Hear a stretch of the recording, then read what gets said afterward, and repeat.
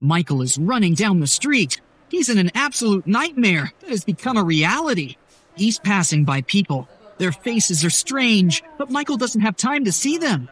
His heart is about to jump out of his chest. He runs into a dark alley, crashes against a trash can, and falls. He notices posters of people hanging on the walls. All those folks have insanely wide mouths. Huge triangular teeth protrude from these mouths. Michael gets up and sees two people on his way. They're a man and a woman. They look at Michael and smile with their big mouths exposing sharp daggers instead of teeth. They're slowly approaching Michael and smiling wider and wider. In their eyes, Michael sees nothing but an unquenchable hunger that they will probably satisfy in the next few seconds. Michael is about to pass out. But let's go back 20 minutes in time to find out what's happening here. A megalodon tooth is similar to a white shark's tooth, but much bigger. The average size is about the size of an adult's palm. An ordinary person has 32 teeth. So, how big should a mouth's size be to fit 32 palms in 2 rows? It would definitely be a big mouth.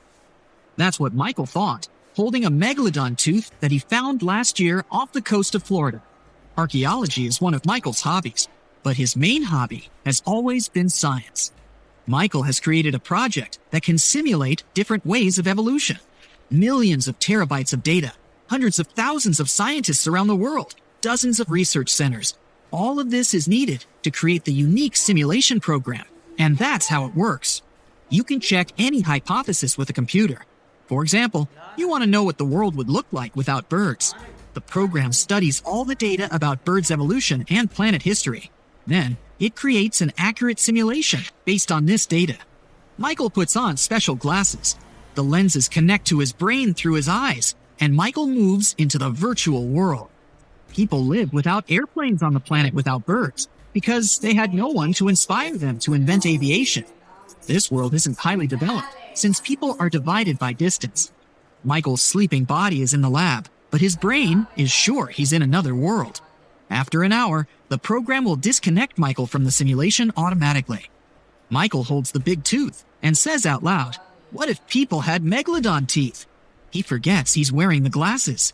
The program recognizes Michael's speech and starts working. Theoretically, such a world is impossible. Michael believes the program won't succeed, but it successfully creates a simulation. It sends him there. Now, he needs to survive in a world with toothy people for an hour. 2 of them are approaching Michael. They're reaching out to him with their hands. Michael closes his eyes. He's afraid of physical sensations. His brain doesn't know that Michael is in a simulation, so the pain will be real. "Hey, dude, are you okay?" The man asks. "What scared you so much?" The woman worries. Michael looks at them in surprise and replies, "You!" Toothy people look at each other and start laughing. They tell Michael that he is in the safest place in the universe. It's a planet inhabited by the kindest people. Michael doesn't believe them. "Why do you have such teeth? And why are you so kind?" he asks. Millions of years ago, when megalodons dominated the ocean, the Ice Age didn't happen. Giant sharks continued to swim in warm waters around the world. They multiplied more and more, and the population of all other marine life began to decrease. Then, the seas ran out of food. Ordinary fish swam away in shallow water to escape from megalodons. Then, they came out of the water for thousands of years. Big sharks also wanted to survive, so they started to come out of the ocean too. They evolved into upright creatures. Their fin and fishtail disappeared. Megalodons grew arms and legs, and their spine became straight. But something hadn't changed: their jaws. They were the most formidable animals in the ocean, and then they became the most dangerous creatures on land. No one could move them from the top of the food chain. Upright sharks began to spread all over the planet, even in the north. They adapted to the cold climate. Their smooth skin began to grow fur. They survived several cold eras, as well as times of drought. They became kings of the world, thanks to their sharp teeth and massive jaws. The anatomy of their bodies continued to change. Their skin became flakier. Hair began to grow on their heads. Nails appeared on their fingers. They completely turned into human beings, with giant mouths filled with sharp teeth. There was another thing they inherited from ancient sharks: a thirst for blood. The aggressive nature and desire to seize as much land as possible made these people the destroyers of the planet. They exterminated almost all other species of animals. Then they began to fight with each other. There were no winners in this planetary conflict. The world famine began. The descendants of the ancient sharks could no longer get enough food because their unquenchable thirst destroyed all other animals. And when toothy people were on the verge of complete disappearance, when they nearly lost hope, they suddenly realized that life was possible only in harmony and happiness. People spent the next 1,000 years rebuilding the entire planet. They put laws in place restricting food consumption. Then they created artificial meat. It was a difficult transition, but they coped. They've banned conflict and hate. They restored the wild animal world and developed a new civilization. They learned to solve any problems by supporting each other.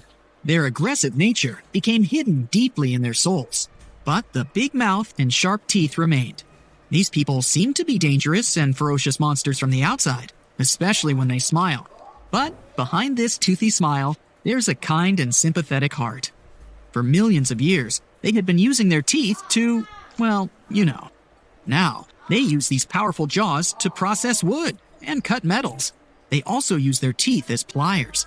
You'll hardly find a knife in any of their homes because every person uses their teeth to cut food. They don't make axes. People can chop wood with their jaws. Cold, heat, metals, wood, glass, none of this could damage shark mouths. But then they discovered sugar. Cakes, sweets, and milk chocolate caused them some serious dental problems. Hundreds of dentists in each city were not enough to solve this issue. People were so dependent on their teeth that they had to become dentists themselves. Every citizen learned basic dentistry courses to be able to treat cavities on their own. The teeth culture had spread far beyond dental services. People started getting tattoos on their teeth. Many jaws look like canvases with colorful patterns and paintings. Someone covers their teeth with phosphorus. Just imagine this smile glowing in the dark. People train their jaw muscles with special devices, mouth expanders. They put rubber pads on their teeth and then chew rubber balls to gain muscles. In addition to manicure and pedicure salons, people also visit salons for teeth sharpening. The sharper and stronger the teeth are, the kinder the people become. They always remember that even minor aggression can lead to big conflicts. It's like a match falling into a barrel of gasoline. That's why all people practice meditation and other techniques to be in harmony and peace. They're all very neat and like to take care of themselves. They love cosmetics and a healthy lifestyle. They never argue and never take risks. They always follow the rules. These people rarely get injured. Everyone lives in complete safety. They don't even have locks on their doors. The world seems too perfect. Nobody cries here. Nobody screams. They're all smiling and can't be sad for too long. So, yes, Michael is kind of in a safe place. He walks down the street and sees happy people. Michael notices a small scratch on his palm. He got it when he fell in the alley. He looks at it and realizes that all the movement around has stopped. Hundreds of people freeze. They're all looking at Michael, at his scratch. Saliva is flowing out of their toothy mouths.